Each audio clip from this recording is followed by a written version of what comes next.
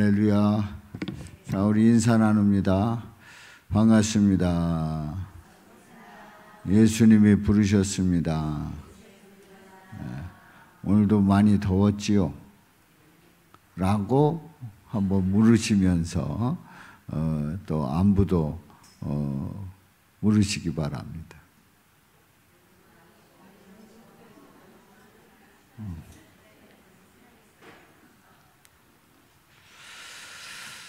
그래요. 오늘 우리가 그 심야기도회로 모였습니다만은 우리 돌아오는 주에 주일날 예수부흥회가 시작이 되고 태국 선교 출발을 하는데 이런 그 일을 앞두고 우리가 이제 어떤 마음을 가져야 되는가 하는 것을 함께 은혜를 나누고자 합니다. 오늘 이 본문 말씀은 37절부터 이제 기록되고 있습니다만은 37절부터 우리가 읽었습니다만은 2장에 보면 베드로가 설교를 합니다. 베드로가 설교를 하는데 이 베드로의 설교가 그야말로 명설교를 합니다.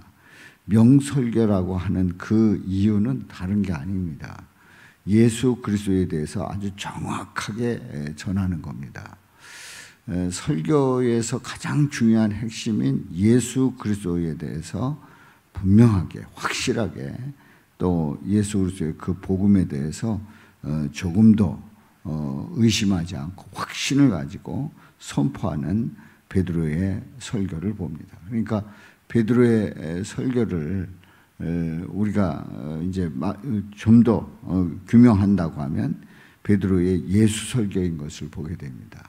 그러니까 예수님으로 시작해서 예수님의 구원의 역사가 일어나고 또 예수로 말미암아 구원받는 그런 그 예수 설교에 대해서 아주 정확하게 전달이 되고 그 설교를 들은 사람들이 이제 37절에 보면 그들이 이 말을 듣고 설교를 듣고 예수 설교를 듣고 베드로의 예수 설교를 듣고 마음에 찔렸어요. 마음에 찔렸어요. 근데 마음에 찔렸다고 하는데 마음에 찔릴 때에 두 가지가 있습니다. 마음에 찔렸는데 이렇게 찔린 사람이 있어요. 사도행전 5장 33절에 보면 그들이 듣고 크게 노하여 사도들을 없이 하고자 할세. 그들이 듣고 크게 노하여 사도들을 없이 하고자 할세. 찔리긴 찔렸는데 아이 저거 그냥 두나 봐라. 사도들 다 없애버리겠다. 이러고 난리가 난 거죠. 또 그 유대인들이 이제 설교를 들었어요. 찔렸어요. 그들이 이 말을 듣고 마음에 찔려. 사도행전 7장에 보면 그렇게 나옵니다. 말씀을 들었어요. 예수 설교를 들었어요. 예수님에 대한 설교를 들었을 때 그냥 그 마음이 막 찔렸어요. 그래서 어떻게 했어요? 그를 향하여 이를 갈거늘. 이를 뿌득뿌득 가는 거예요. 왜냐하면 마음이 찔리니까.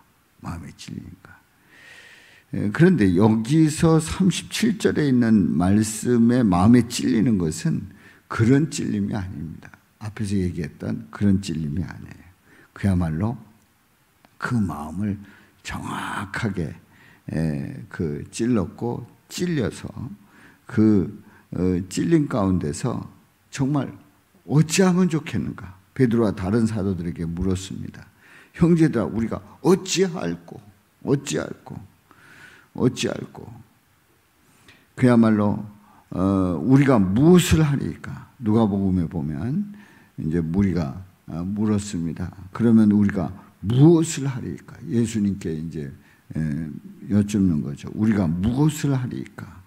어찌하면 좋겠는가 하는 그 마음의 찔림 속에 그야말로 그래서 주님을 향한 그 마음을 가졌는데 어떻게 하면 되겠습니까? 하는 그런 마음을 가진 거지요.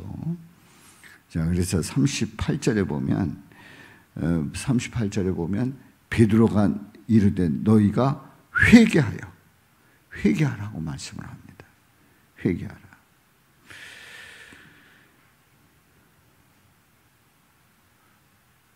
누가복음 24장에 보면 또 그의 이름으로 죄 사함을 받게 하는 회개가 예루살렘에서 시작하여 모든 민족에게 전파될 것이 기록되었으니 하나님의 말씀이 전해지는 곳에 회개의 역사가 일어나게 되어 있단 말이지요.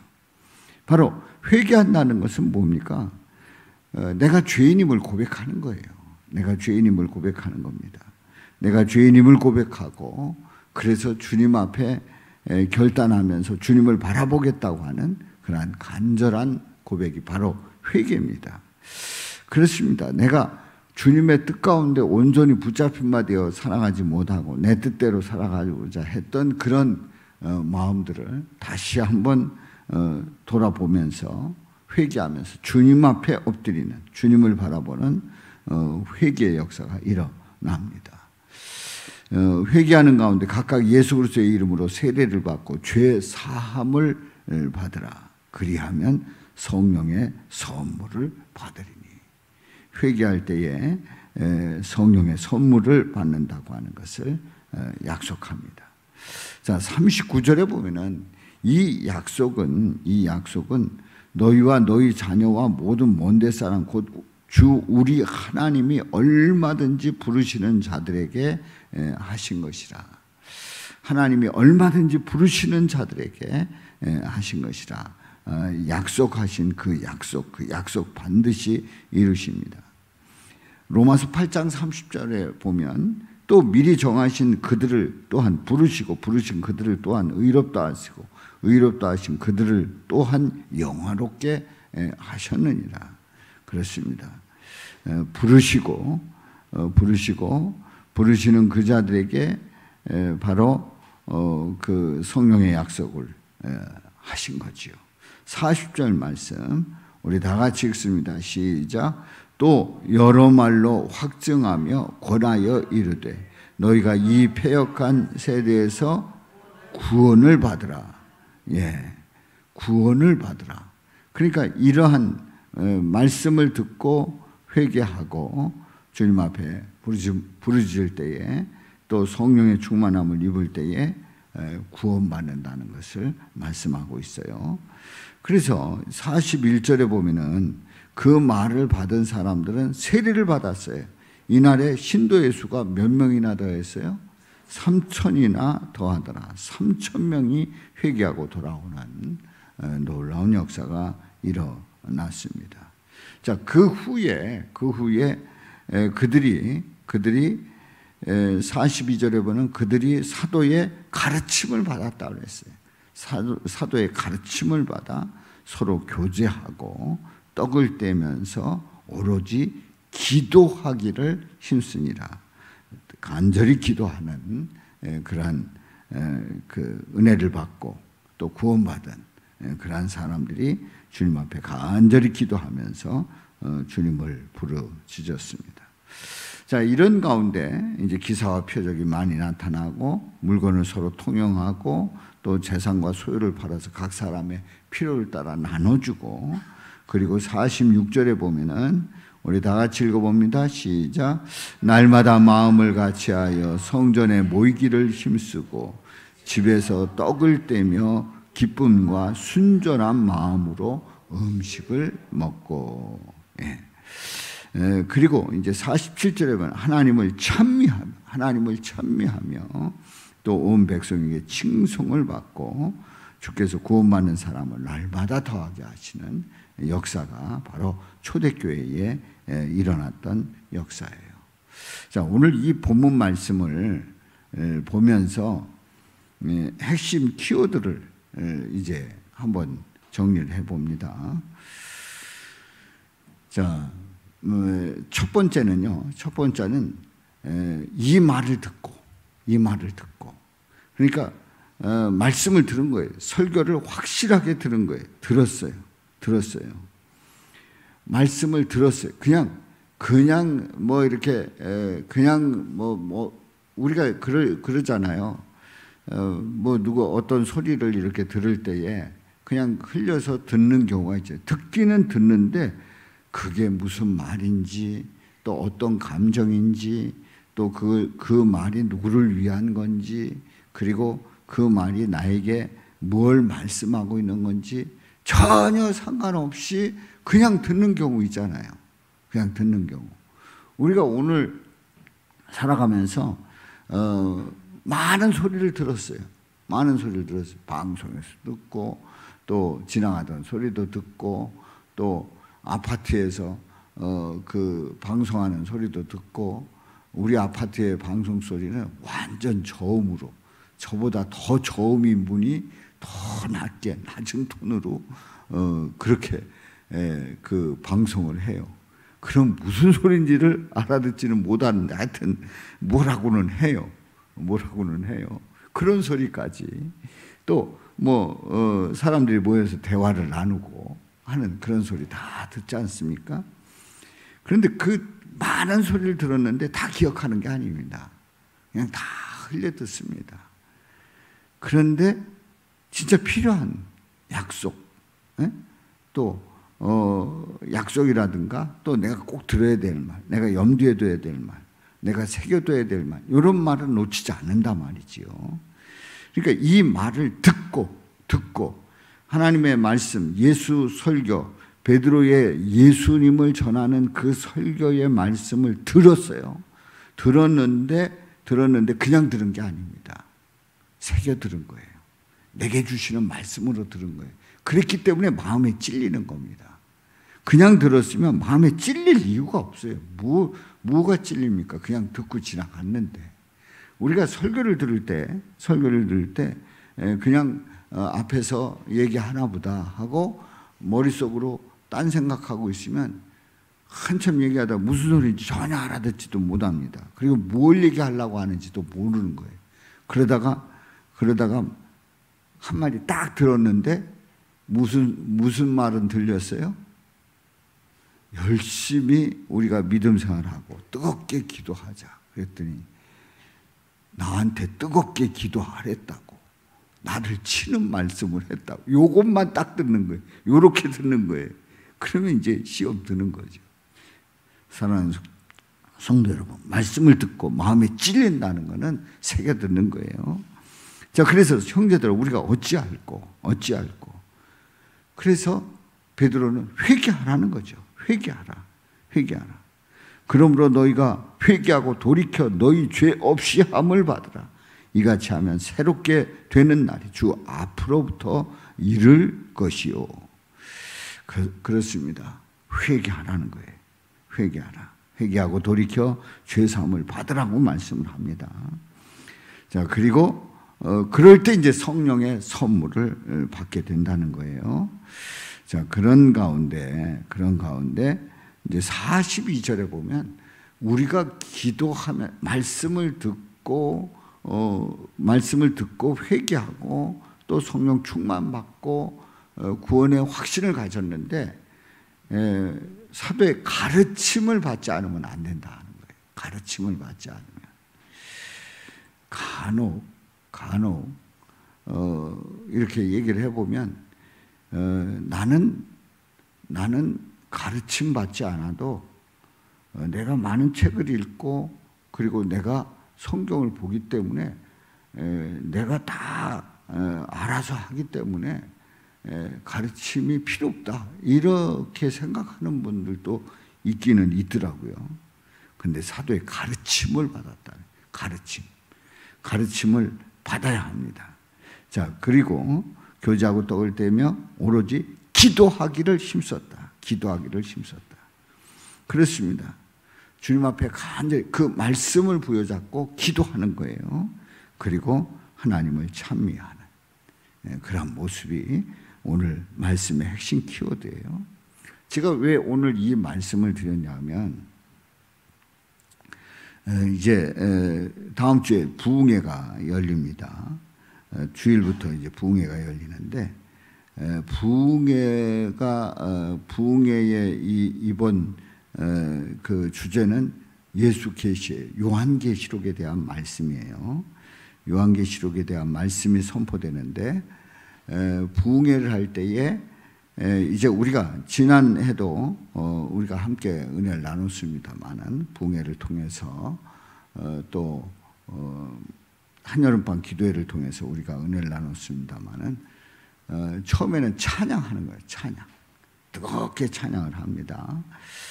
찬양을 할 때에 연구소에서 이제 우리가 함께 고백하는 것은 바로 이 찬양에 몰입하지 않으면 그 다음 말씀은 은혜가 안 된다 하는 대원칙이 있어요. 그래서 그날따라 말씀이 은혜가 되지 않고 마음에 와닿지 않는 결정적인 이유는 뭐냐? 찬양에 집중하지 않았기 때문이다 라고 하는 결론을 내립니다. 실제로 찬양에 몰입해서 찬양 속에서 은혜를 받고 결단을 했으면 그 말씀은 큰 은혜가 되는 거예요. 그 이번에 이제 부흥회 때 먼저 찬양을 하고 그 다음에 말씀이 선포되고 그리고 기도를 합니다. 이걸 놓고 기도를 합니다. 이제 선포된 말씀을 놓고 기도를 하는데 세 가지로 기도합니다. 처음에는 회개의 기도를 합니다. 회개의 기도. 그냥 말씀을 들었는데 그 말씀을 듣기는 들었으나 그 말씀에 비춰보니까 나는 어떻다. 나는 죄인이다. 나는 주님 앞에 부족한 죄인임을 고백하면서 회개를 합니다. 그리고 회개한 가운데 나는 이렇게 살기를 원합니다. 간구의 기도를 드리는 거예요. 그리고 간구의 기도를 드리고 또 이렇게 기도하게 하시고 회개하게 하시고 또 주님 앞에 간구하게 해주시고 저를 이렇게 깨닫게 해주시니 감사합니다. 감사의 기도를 드려요. 근데 이번에 이 부흥의 순서 때는 회개와 간구 기도까지만 합니다.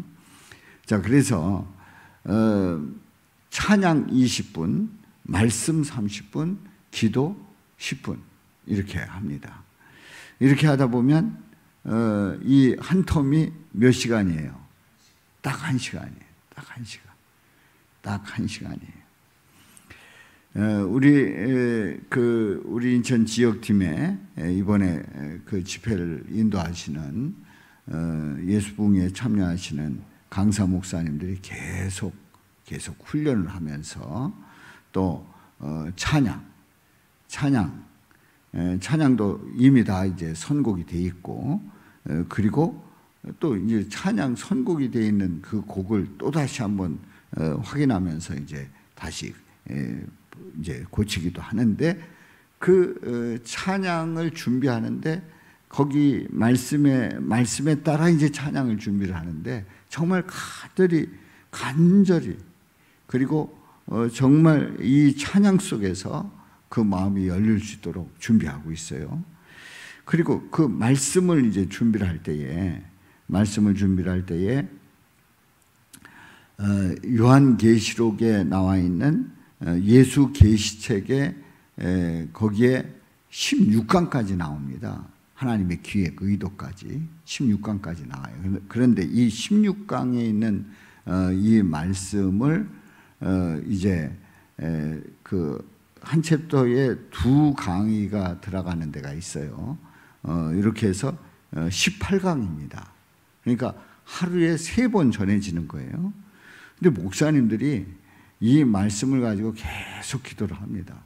그래서 이 핸드폰에 보면 이제 그 말씀을 읽고 준비했다는 횟수가 올라갑니다. 횟수가 올라가요.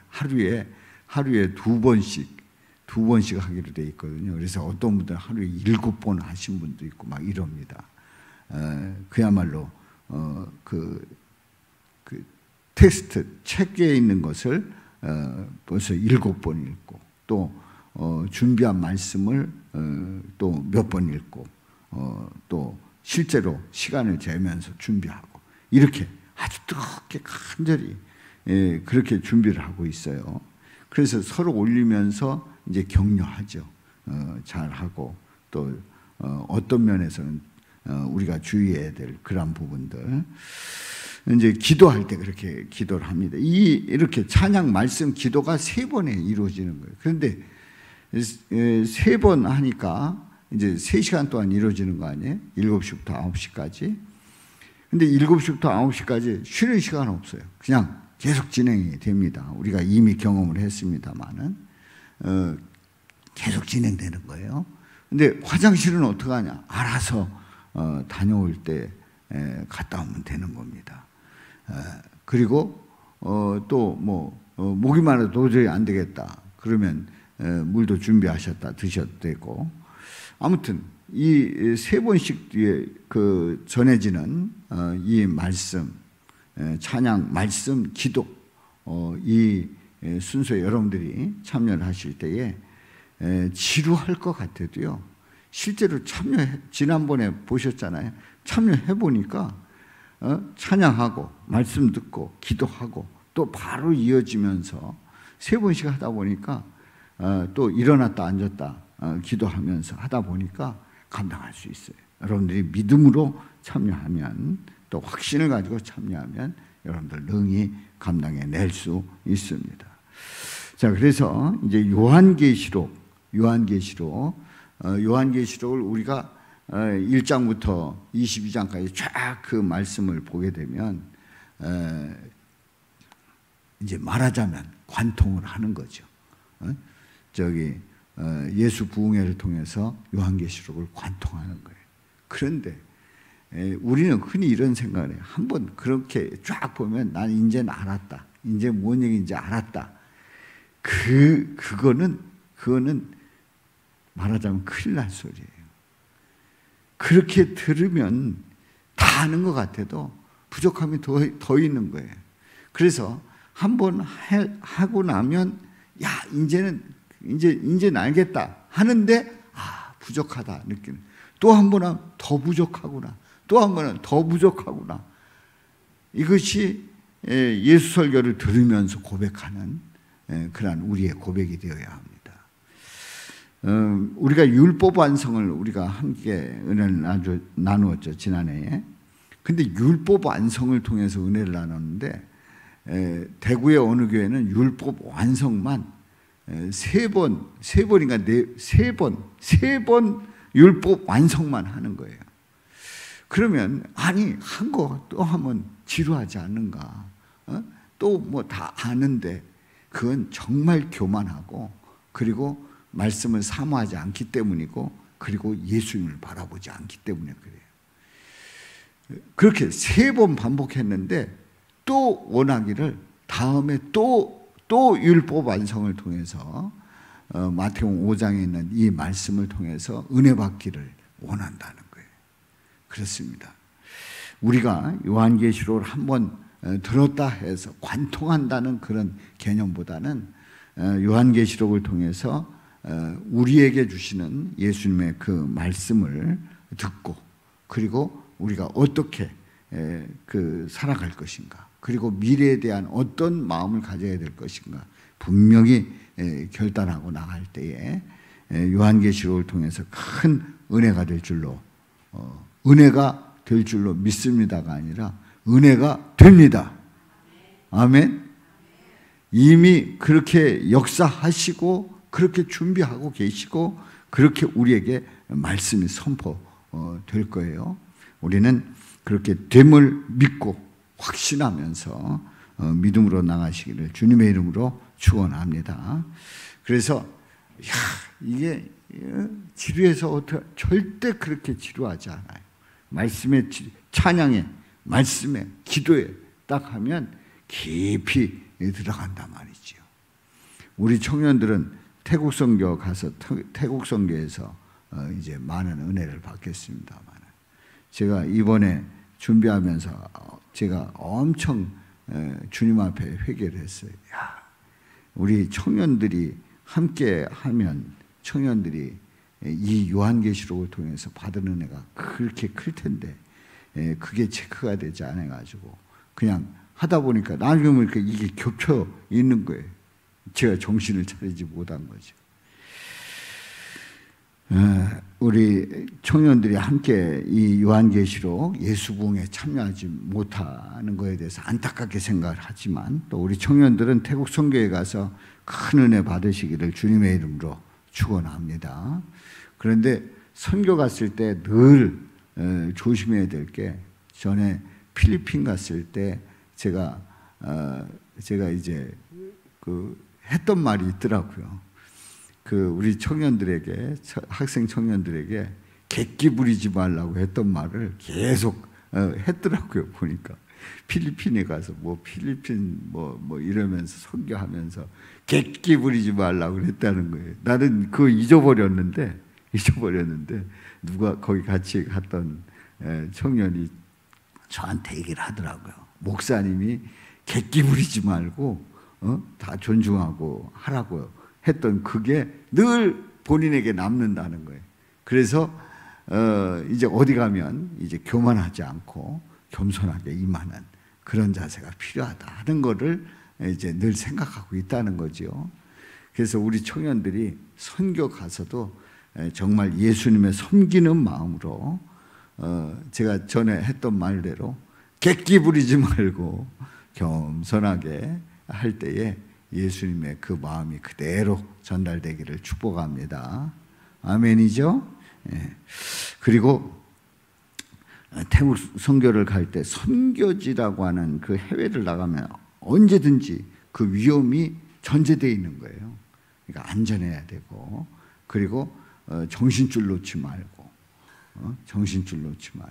또 소지품 같은 거 잃어버리지 말고.